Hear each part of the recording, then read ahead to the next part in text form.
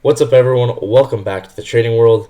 Today we had CPI come out and we had beautiful price action. Genuinely beautiful. I caught I think it was a 1.7R live on stream, as well as I think like a 7R on demo. That was crazy. I'm going to cover all of that in this video, covering all kinds of trades, real trades you can take on the market to make real money. Specifically, NASDAQ futures. So if you guys like this type of content, definitely consider subscribing, leaving a like, following me on Twitter, and checking out my completely free Discord. The link to that is in my bio. Let's go ahead and jump right into the market. So first things first, I know a lot of people, there's people in the Discord who were like, why were you bearish going into today? Why did I want to see this initial move lower? Very simple answer. It was one button, right? We have an overnight gap below. And look, once again, guys, I know I just talked about this in the last video, but it's because it's important, right? I'm not bringing this up just to, talk about it for no reason. This is really important. Every single day, you can see this happens consistently pretty often. Look what happened the day before this, right? Perfectly filled the RTH gap. Look what happened the day before this. Perfectly filled that overnight gap. So once again, RTH gap synonymous with overnight gap. They're the same thing. And the way you get to it is by clicking this button. You can see that is right here. Whoops. Let me go off of it. Click this button, switch it from electronic trading hours to regular trading hours. And oh my gosh, I messed up the camera, guys. I'm sorry. So yeah, the way you get to it is click that button, and then this is going to be an amazing draw on liquidity. Why? Because the market's running through that old overnight price action. And it's driving to the old New York price action, which is going to be there's going to be a lot of stop losses at wherever that old New York price action was. So anyway, this, you can just see, if you don't believe me though, you can just look at it and just say, wow, that's a good tool for bias, objectively, right? We go fill it perfectly. And so going into the morning, that was the first thing I noticed. And you kind of have to pre-plan it out beforehand, because you don't actually get the RTH gap for the day until 9:30. So I kind of had to anticipate, like, where was it probably going to form? But then 9:30 happened, and then we got the RTH gap below, and I was like, okay, so I think we're going to go fill that. So at this point, right, I had already seen that we had a 15-minute key level and a 1-minute aligned time frame change to delivery. And if you guys are like, what 15-minute order block are you looking at? Well, I don't even see that on my chart. It's because it's kind of not easy to see, but the real ones know how powerful these specific order blocks can be. What is objectively like the final move up before the large move down? Because once again, that is what an order block is, right? The final move up before a large move down. If I zoom all the way in, you can see that it is this very tiny 15-minute candle. That's a 15-minute order block, and it's going to be super, super sensitive, because look at the size of this move that happens after, and look at all this liquidity that we run. So this is going to be very, very sensitive. So I drag this over. We actually pushed into it 3 separate times. We pushed into it once here, another time here. And this was the first trade you could have taken off of it. For me, this wasn't high enough probability. I also didn't see it in the moment, but we end up running down to like the second or third standard deviation here. Looks like the third gets hit. And then at this point, where I'm going to actually show a clip from the live stream, I was saying, yo guys, I think we're actually bearish still, and I would not be surprised if this original model still ends up holding and we induce these highs. And I saw this exact same thing happen yesterday, right? Where the bias was bearish, we already had a model framed, and then we just go up back above the changes to delivery, to where old highs were, and instead of, actually going and continuing higher, instead we induced the highs as turtle soup. Once again, guys, go watch that turtle soup part 2 video that I made where I talk about this, because I think that's super valuable. But instead of continuing higher, I was saying I'm kind of anticipating this as an inducement. Don't believe me? Let's go watch the live stream real quick, right? It's kind of cool. You can see I have this framed out. And the reason being is I was bearish because of the RTH gap. As well, it's a giant void. We have a consolidation. Why is this a void? What do I mean by void? Why is this a void? Well, there's hardly anyone trading within this region of price here. All of the stop losses are going to be in this range below. So, what is going on?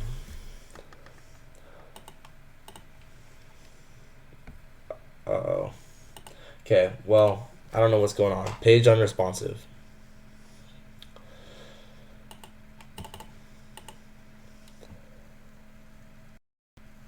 Sorry, guys. I don't know what just happened, but we're going to jump right back into the charts here. I'm not going to re-record this. We're not going to look at the live stream right now because clearly that's having issues. But basically what I was saying is measure this out from low to high. There's essentially no transactions that happened within here. And actually, this is a bad graph to look at. I'd rather measure it out like this, right? Because I want to include this whole entire range. Okay.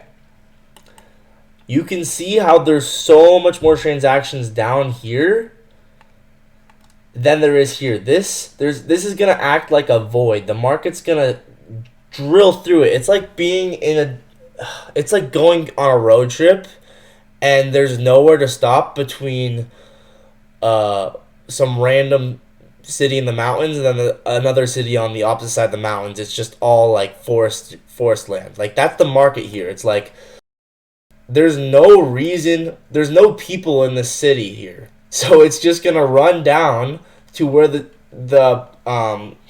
opposing consolidation is, because that's where there's actually gonna be stop losses. So that's what I was saying in the morning, where I was saying either A, we're gonna continue higher and I'm wrong, or B, if we go lower, we're gonna drill right through and run down to this consolidation, because this is a massive liquidity pool. So then, well, what happens after this? Well, first of all, let's talk about the trade I took, right? So it's very, very simple. We had this 15-minute key level from before. I was already anticipating this to be turtle soup. And then what is this? My grandma could spot this, right? 1 minute change instead of delivery. Look at how precisely we react off of this. So all this is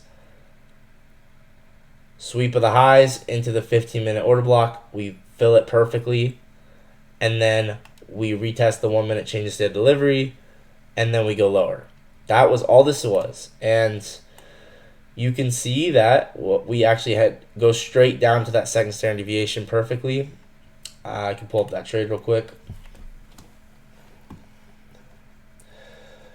If it'll load.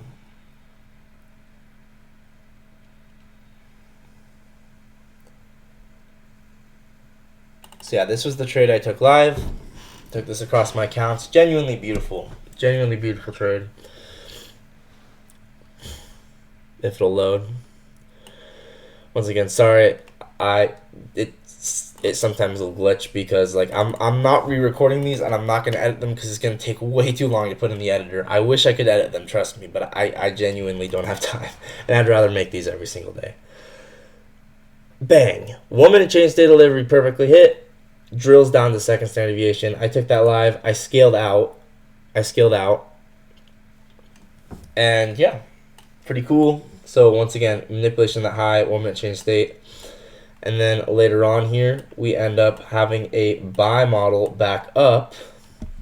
My computer is just being slow as heck. I'm so sorry. And what's cool about this low? There's like a bazillion confluences with this low. I'm going to just show you images real quick because it's going to take too long to draw it all out. First of all, that low, once again, remember how that was a giant liquidity pool? We measured out that range. It was where a ton of transactions were, so we know where there's transactions, there's likely going to be stop losses. So, check this out, right? We end up getting our textbook SMT below midnight. If you don't know what midnight is, basically that's going, a lot of time, the optimal entry point for the day is going to be below midnight and below 8:30. And then when you get SMT below midnight or below 8:30 and below 8:30, that is going to be even better, right? That's going to be even a stronger confluence that's going to be the low. And the SMT is a breaking correlation. So one asset making a between two correlated assets. So one asset making a lower low and one asset making a higher low. So giant liquidity pool here. Smart Money uses this to load up on longs, and you can just see this is a giant buy model.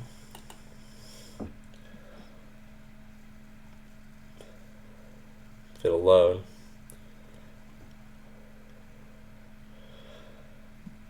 Then, but there's so many more confluences, it gets crazy. Like that low was also, first of all, it was right after 10 o'clock, which if you guys don't know, 10 o'clock is when the new 4-hour candle forms. So 10 o'clock is right here. We go lower in one candle on 1 minute, and then we expand the rest of the time. So 10 a.m. new candle formed right here, and then we get our power of 3 on that 10 a.m. candle. We, if you measure out the stat map levels for the New York session, we perfectly hit New York statistical manipulation level, like then go straight to New York statistical distribution level. This is, once again, the time range from 8:30 to 11. Statistically, where do we manipulate and where do we distribute? And you can see that those were hit perfectly.